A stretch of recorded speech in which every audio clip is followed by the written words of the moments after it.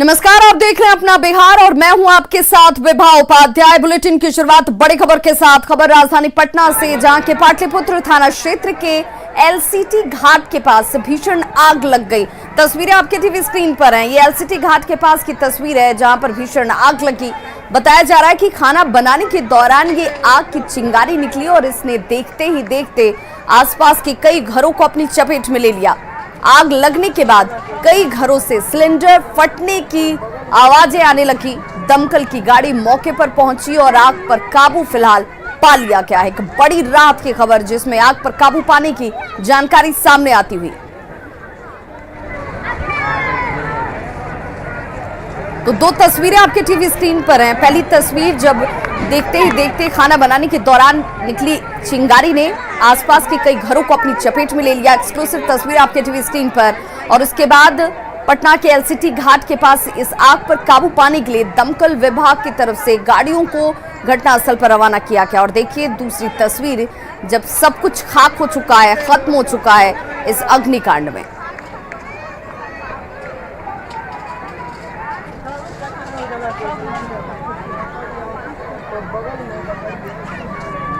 तो तस्वीरें जिसमें आप एलसीटी घाट पे फायर ब्रिगेड ने काफी देर के बाद आग पर काबू पाया। लोगों का आरोप है कि फायर ब्रिगेड की गाड़ियां देर से पहुंची थी।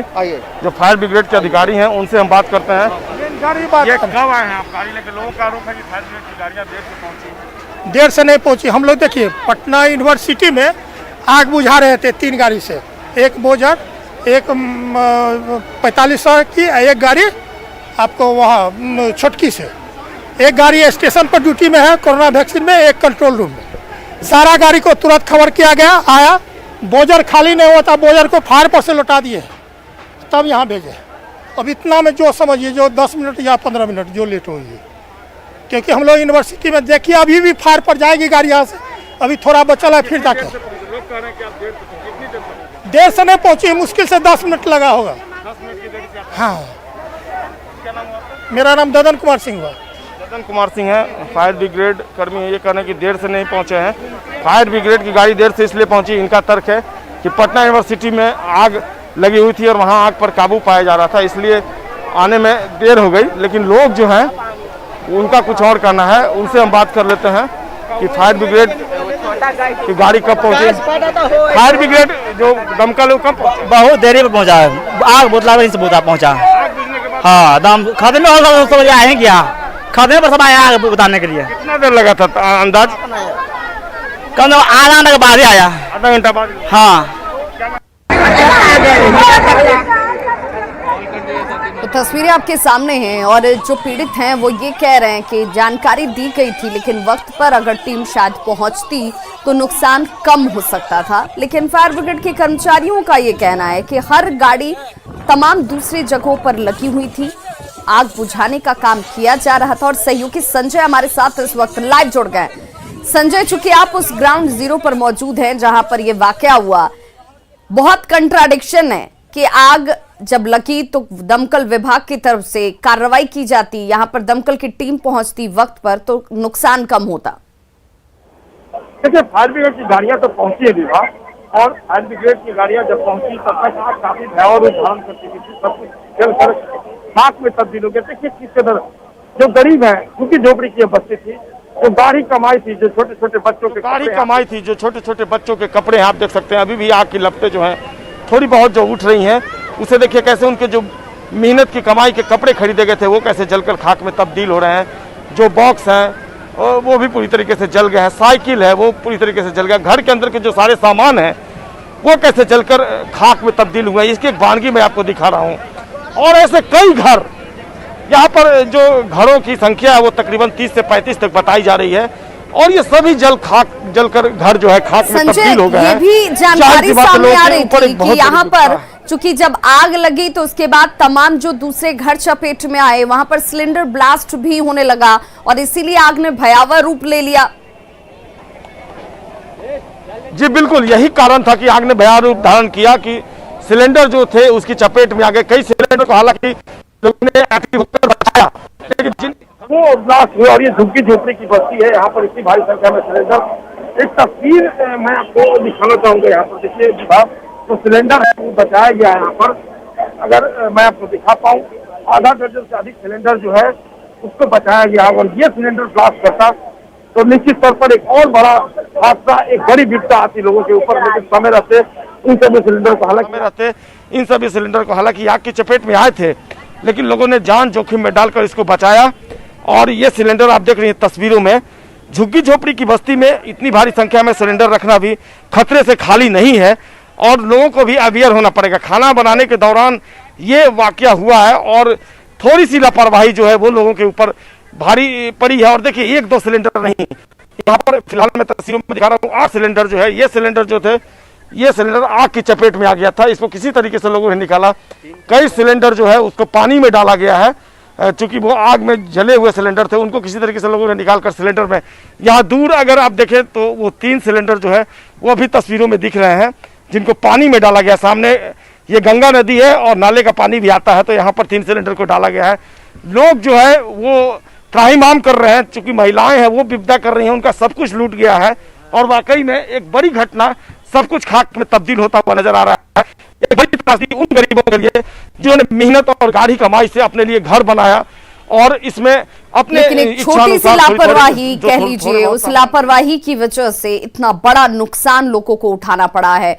बहुत बहुत शुक्रिया संजय, तमाम जानकारी के लिए। तस्वीरें आपके टीवी स्क्रीन पर हैं। इस वक्त इन गरीबों का आशियाना छिन चुका है, घर में कड़ी मशक्कत से कमाई हुई पूंजी जल चुकी है और सारा सामान जलकर खाक हो चुका है। भागलपुर के अलीगंज में 2 बाइकों में जोरदार टक्कर हो गई और इस घटना में दोनों बाइक सवार गंभीर रूप से घायल हो गए हैं। देखिए आपके सामने ये तस्वीरें हैं, एक बाइक सवार दुमका जा रहा था तो दूसरा उधर से आ रहा था और इसी दौरान ही आमने सामने की टक्कर होती है। और देखिए किस तरीके से खिलौने की तरह ये दोनों बाइक सवार जो हैं वो उड़ जाते हैं और पीछे से आ रही एक दूसरी बाइक ने उसे फिर से टक्कर मारी। और क्या भयावह ये हादसा हुआ जो देखकर किसी के भी रोंगटे खड़ी कर सकता है। हादसे का वीडियो अब सोशल मीडिया पर बेहद तेजी से वायरल होता हुआ। थोड़ी सी असावधानी, थोड़ा सा रफ्तार पर लगाम न लगाना इस हादसे के पीछे एक बड़ी वजह, जिसमें 2 बाइक सवार जो है बुरी तरह से जख्मी हुए हैं। सहयोगी आशीष रंजन हमारे साथ इस वक्त ज्यादा जानकारी के साथ जुड़ गया। आशीष, क्या ये माने कि लापरवाही भी एक बड़ी वजह, रॉन्ग साइड से ये शख्स रोड को क्रॉस करने की कोशिश करता हुआ भी दिख रहा है और सामने से आते हुए तेज रफ्तार बाइक ने इसे जोर का यहाँ पर टक्कर मारी है, जिसके बाद यह हादसा हुआ। जी, साफ तौर पर यह लापरवाही का मामला है। इसी तरह का मामला पिछले दिनों भी देखने को मिला था, जब एक स्कॉर्पियो सवार की चपेट में 2 मोटरसाइकिल सवार इसी सड़क पर आए थे और दोनों की घटनास्थल पर ही मौत हो गई थी। लेकिन सबसे बड़ा सवाल है कि इस घटना में जो है बाइक सवार जो है, दोनों बाइक सवार मामूली रूप से घायल हुए हैं, जिनका इलाज प्राइवेट नर्सिंग होम में कराकर उन्हें घर भेज दिया गया है। लेकिन सबसे बड़ा सवाल है कि जिस तरह से लापरवाही लोग अपना रहे हैं सड़क पर चलने में, उसको लेकर कहा जा सकता है कि इस तरह की घटना जो है आमतौर पर भागलपुर में लगातार देखने को मिल रही है। चलिए, बहुत बहुत शुक्रिया आशीष इस जानकारी के लिए। तो देखिए, इन तस्वीरों को दिखाने के पीछे का मकसद ये है कि आप सावधानी बरतें।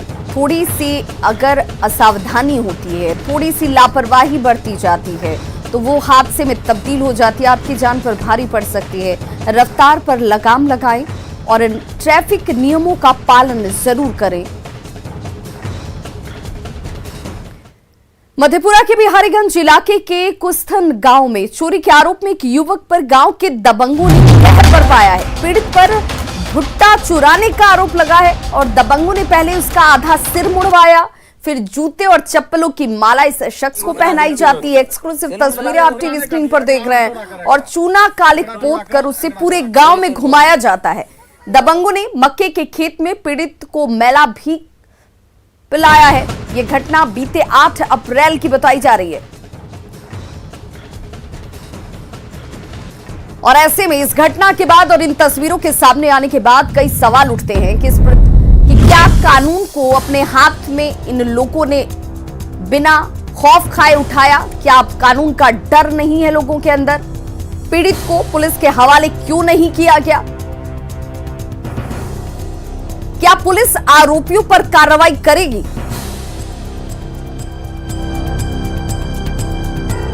तो कानून को अपने हाथ में इन लोगों ने क्यों लिया? अगर इस शख्स ने चोरी की घटना को अंजाम भी दिया था तो पुलिस के हवाले इस शख्स को किया जा सकता था। लेकिन देखिए किस तरीके से दबंगों ने इस शख्स के सिर से बालों को पहले मुड़ाया, फिर उस कालिक पोती जाती है, जूते चप्पल की माला पहनाई जाती है और उसके बाद पूरे गांव में इसे घुमाया भी जाता है। सहयोगी तुर बसु हमारे साथ ज्यादा जानकारी के साथ जुड़ गए। तुर बसु, तस्वीरें वायरल हैं, सब कुछ सामने है, क्या पुलिस कार्रवाई कर रही है?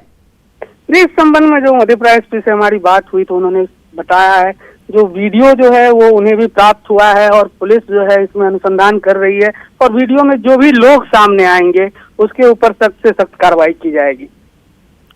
ये इस वक्त सभ्य समाज में अभी भी इस तरह की घटनाएं सामने आ रही हैं तुर बसु, और मधेपुरा की खासतौर पर बात की जाए तो हालिया दिनों में इस तरह की घटनाएं सामने आती हुई बड़ी चिंता का विषय।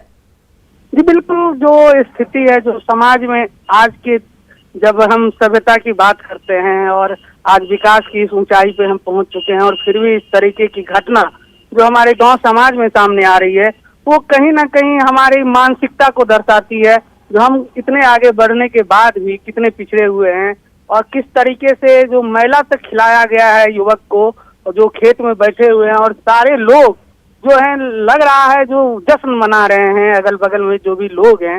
चलिए बहुत बहुत शुक्रिया तुर बसु इस जानकारी के लिए। और फिलहाल देखना होगा कि इन तस्वीरों को दिखाने के बाद क्या पुलिस प्रशासन इस तमाम लोगों के ऊपर कार्रवाई करती है।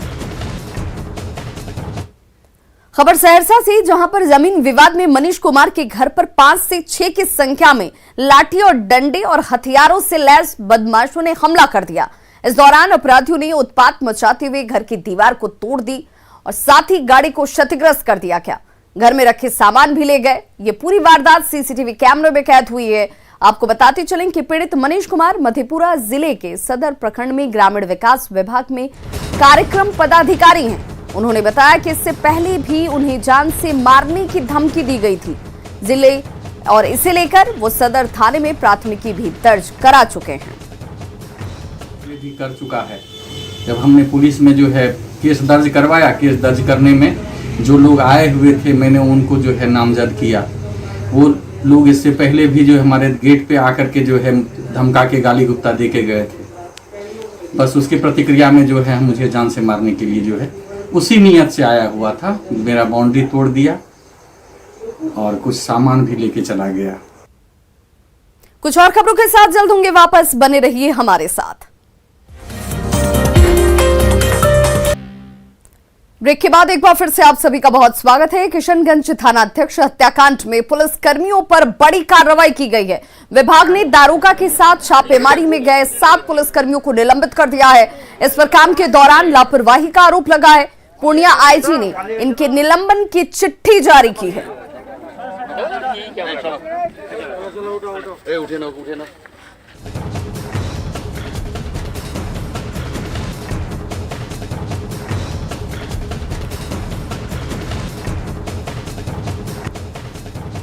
तो देखिए एक एक करके वो तमाम 7 लोग जो इस टीम में मौजूद थे, शहीद दारोगा के साथ सुनील चौधरी सिपाही के तौर पर मौजूद थे उस टीम में, लेकिन इन सभी ने वहां से भागकर वर्दी के साथ गद्दारी की। सुशील कुमार सिपाही के तौर पर मौजूद, मनीष कुमार अंचल इंस्पेक्टर और थाना अध्यक्ष। हत्याकांड में कार्रवाई देखिए इस रूप में भी की गई है, जहां पर बंगाल पुलिस की कार्यशैली को लेकर सवाल उठ रहे थे, वहीं पर जब जांच की गई तो अपने भी विभाग के मातहत इन तमाम कर्मियों पर लापरवाही सामने आई, जिस पर गाज गिरी और निलंबन किया गया इन सभी को। हुई थी जिसमें थानाध्यक्ष की हत्या हो गई थी, वहां पर उसमें हम लोगों ने प्रथम दृष्टया पाया है कि जो टीम गई थी, टीम में फोर्स ठीक ठाक की संख्या में थे, 6 कांस्टेबल और 1 इंस्पेक्टर भी उनकी सहायता के लिए थे। वो लोग अपनी जान बचा के भाग निकले वहाँ से। इसमें लापरवाही और कर्तव्यहीनता सामने आ रही है। वो चाहते तो अपनी टीम की मदद कर सकते थे। तो इन्हीं परिस्थितियों को ध्यान में रखते हुए आईजी पूर्णिया सर के द्वारा जो है उन सभी को निलंबित किया गया है और उन पर हम लोग विभागीय कार्रवाई चलाएंगे और लापरवाही और कर्तव्यहीनता अगर पुष्टि हो जाती है तो कठोरतम हम लोग सजा देने का काम करेंगे। बंगाल पुलिस से जो सहयोग मिला है पंजीपाड़ा ऑफिसर इंचार्ज पे कार्रवाई करने का अनुरोध हमने भी और आईजी साहब ने भी एसपी इस्लामपुर से किया है। उन्होंने भी कहा है कि उस पर भी वो लोग ऐसे ही निलंबन और उसके आगे की कार्रवाई करेंगे। और आइए अब 5 पॉइंट के जरिए आपको बताते हैं कि दारोगा हत्याकांड में अब तक क्या क्या हुआ है। शुक्रवार की रात से इस पूरे घटनाक्रम की शुरुआत होती है। शुक्रवार की रात छापेमारी के दौरान एसएचओ की हत्या कर दी गई। ये वही दिन था, वही तारीख थी जब छापेमारी करने के लिए एसएचओ पहुंचे हुए थे। झड़प के दौरान एसएचओ के सभी पुलिसकर्मी साथी जो हैं वो वहां से फरार हो जाते हैं। हत्याकांड में अब तक 5 आरोपियों की गिरफ्तारी हुई है। लापरवाही के आरोप में 7 पुलिसकर्मियों को निलंबित कर दिया गया है। आज सुबह दारोगा की मां का सदमे की वजह से निधन हो गया।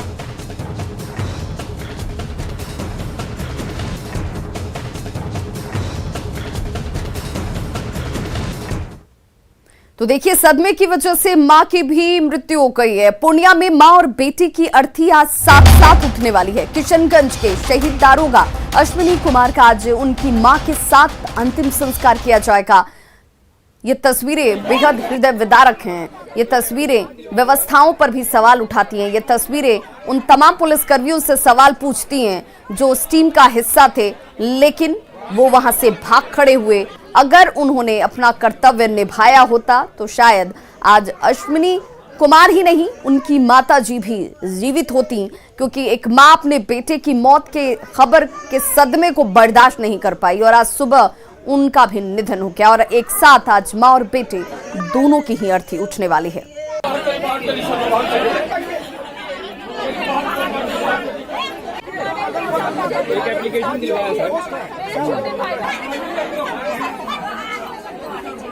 तो रोते बिलखते परिजन, और देखिए इस वक्त पूरा गांव जो है वो अपने बेटे की शहादत पर गर्व कर रहा है, क्योंकि जिस तरीके से बहादुरी का परिचय दारोगा अश्विनी ने दिया, वो अपनी टीम के साथ वहां पर अपनी ड्यूटी पूरी करने के लिए पहुंचे हुए थे, लेकिन वहां पर मॉब लिंचिंग का वो शिकार हो जाते हैं।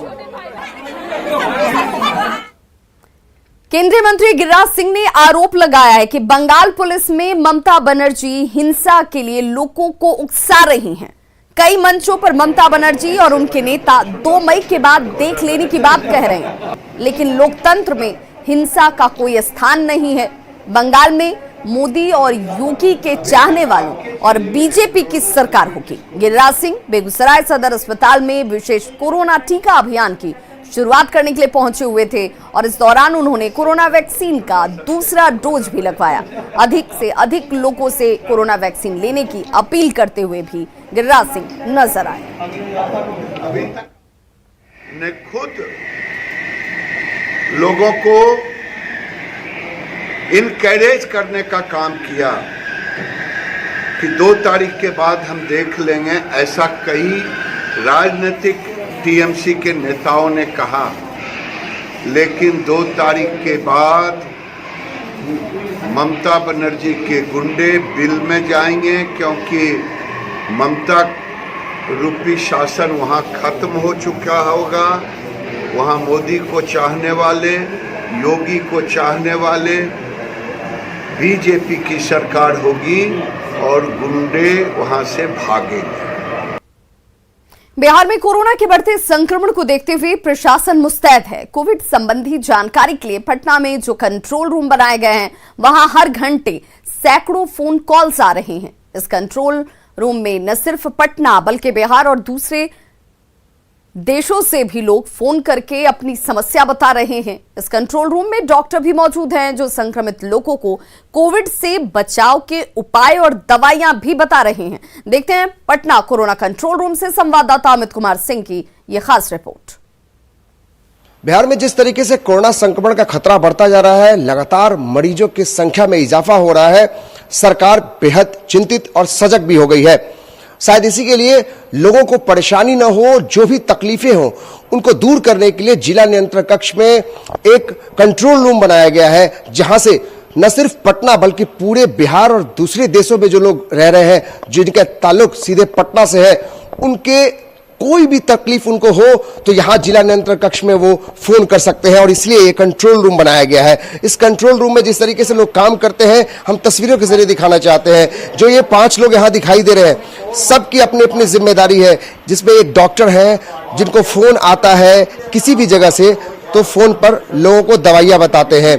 आप देखिए तस्वीरों में वो फोन पर लोगों को दवाइयाँ बता रहे हैं। दूसरे शख्स हैं जो कोई भी अगर जिनको टीका लगवाना है या फिर जिनको जांच कराना है या जो संक्रमित है वो उनको फ़ोन करते हैं तो वो बताते हैं कि आप आइसोलेशन सेंटर में जाएं, आप पीएमसीएच जाएं।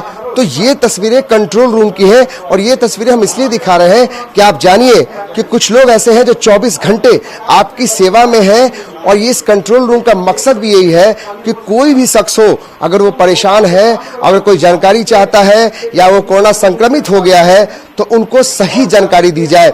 यहाँ 5 लोगों की टीम है, जो टीमें बदलती रहती है लेकिन जिम्मेवारियां बहुत महत्वपूर्ण है कि आपको सारी जानकारी देनी है।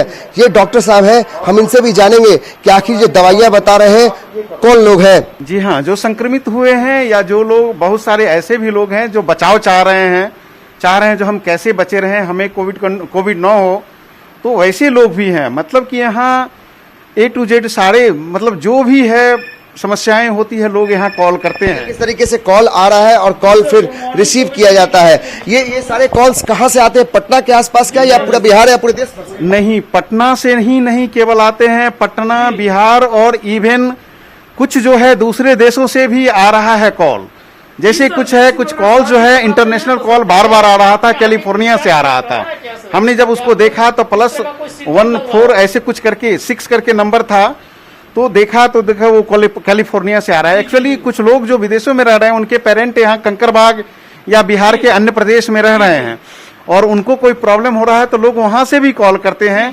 कितनी बड़ी जिम्मेदारी है और ये तस्वीरें इसलिए भी दिखाना जरूरी है कि जो लोग आप घर में आराम से बैठे हैं या जिनको कोई भी तकलीफ है तो इन लोगों के बूते ही आपको सही जानकारी मिल रही है। अगर आपको कोविड के कोई भी लक्षण आपको मिलते हैं तो आप यहाँ सीधे कंट्रोल रूम में फोन कर सकते हैं और इनके जो नंबर है वो लगातार टेलीकास्ट किए जा रहे हैं किसी माध्यम से। अमित कुमार सिंह, न्यूज़ 18 पटना। तो खबरों का सिलसिला लगातार जारी है, आप देखते रहिए न्यूज़ 18 बिहार झारखंड।